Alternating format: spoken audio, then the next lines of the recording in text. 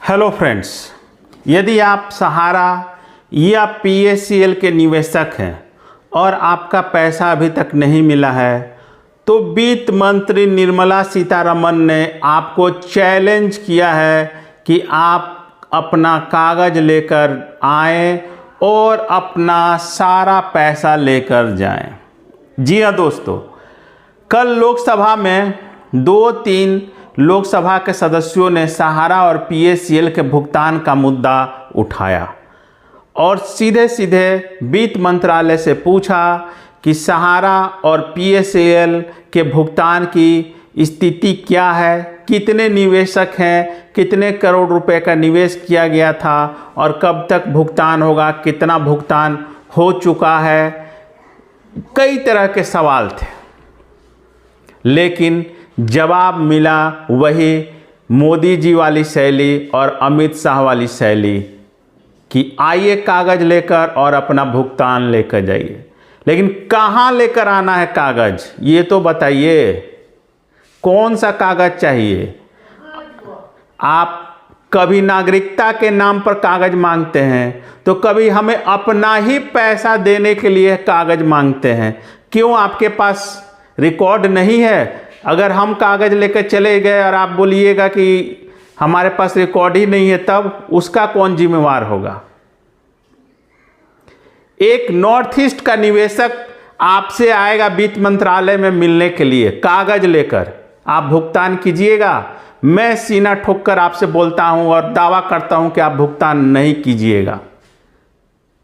संसद में आप जिम्मेवारी के पद पर है, वित्त मंत्री है, और आप चुनाव में ऐसे बात बोलते हैं संसद में जैसे लगता है कि चुनावी रैली में भाषण दे रहे हैं।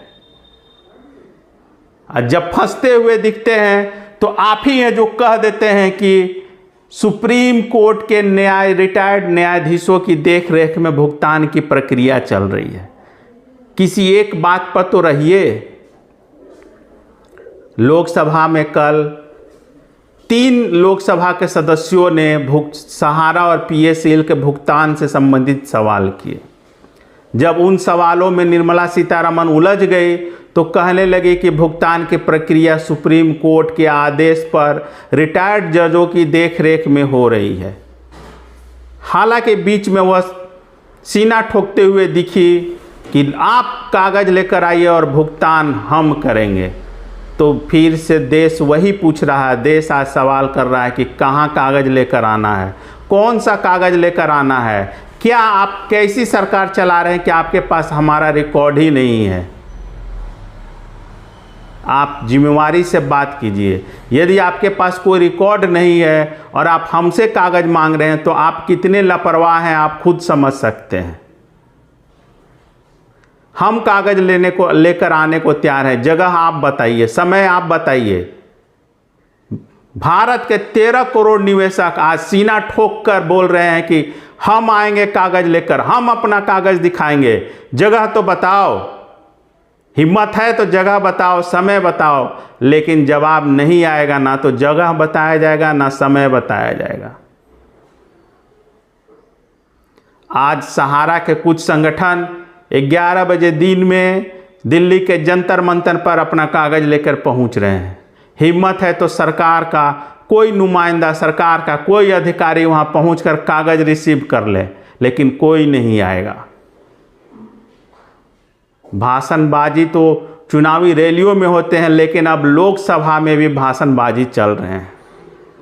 जब आंकड़ों की बात की जाती है तो सरकार जो आंकड़े देती है भुगतान के, तो मात्र 1% भुगतान होता है 1 साल में।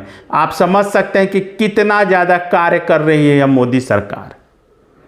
सिर्फ 1% भुगतान करने का मतलब है कि कितना ज़्यादा कार्य हो रहा है इस देश में। 24 घंटे में से 18 घंटे काम करने वाली सरकार 1 साल में सिर्फ 300-350 करोड़ रुपए का भुगतान कर रही है। समझ सकते हैं कि कितने सक्षम अधिकारी हैं वित्त मंत्रालय और सहकारिता मंत्रालय में। समझ सकते हैं कि वित्त मंत्री और सहकारिता मंत्री कितने सक्षम हैं। अब बारी सुप्रीम कोर्ट की है। क्या सुप्रीम कोर्ट समझेगा कि सहकारिता मंत्रालय और वित्त मंत्रालय एक साल में सिर्फ 1% लोगों का भुगतान करने में सक्षम हुआ या भुगतान कर पाया है, तो क्या ये जिम्मेवारी उनके पास होनी चाहिए? जनप्रतिनिधियों पर लगातार दबाव बन रहा है सहारा और पीएससीएल के भुगतान को लेकर। प्रतिदिन संसद में कोई ना कोई सांसद सहारा और पीएससीएल के भुगतान को लेकर मंत्रियों से सवाल करता है और जवाब यही मिलता है कि सुप्रीम कोर्ट के आदेश के अनुसार भुगतान की प्रक्रिया पोर्टल के माध्यम से चल रही है। और पोर्टल की सच्चाई क्या है? सच्चाई यह है कि 99% लोगों के क्लेम को या तो रिजेक्ट किया जा रहा है या फिर पेंडिंग कर दिया जा रहा है। तो ऐसे में आप बोलते हैं कि कागज लाइए और हम भुगतान करेंगे, तो जगह तो बताइए। एक और बात निर्मला सीतारमण के द्वारा कही गई कि जो छोटे निवेशक हैं उनका भुगतान किया जा रहा है और बड़े निवेशक हैं वो सामने नहीं आ रहे हैं और भुगतान नहीं लेना चाहते हैं। सच्चाई क्या है ये पूरे देश को पता है कि कौन भुगतान नहीं लेना चाहता है और कौन भुगतान नहीं करना चाहता है। मैं आप दर्शकों से पूछता हूं, क्या आप अपना पैसा नहीं लेना चाहते हैं? निर्मला सीतारमण ने संसद में कहा, लोकसभा में कहा, जो रिकॉर्ड पर है कि सहारा के बड़े निवेशक हैं वो अपना भुगतान नहीं लेना चाहते हैं। अब आप ही तय कीजिए कि क्या आप सच में अपना पैसा नहीं लेना चाहते हैं या फिर मोदी सरकार के मंत्री झूठ बोल रहे हैं। निर्णय आपको लेना है, सोचना समझना आपको है कि सरकार और सरकार के मंत्री क्या खेल खेल रहे हैं। आने वाले दिनों में जिस प्रकार से जनप्रतिनिधियों का दबाव सरकार पर पड़ रहा है, कहीं ना कहीं सरकार कोई निर्णय ले सकती है भुगतान के संबंध में। तो ये तो कल तक का अपडेट है लोकसभा में। उम्मीद की जानी चाहिए कि आने वाले कुछ और दिनों में कुछ और सांसद सहारा और पीएससीएल के भुगतान को लेकर सरकार से कड़े सवाल करेंगे और सरकार फिर इसी तरह से कोई गोलमोल जवाब देगी। अंत में मैं फिर यह पूछना चाहता हूं कि आखिर हम अपना कागज़ लेकर कहां आए और कौन कौन से कागज़ लेकर आएँ जिससे कि हमारा भुगतान मिल सके।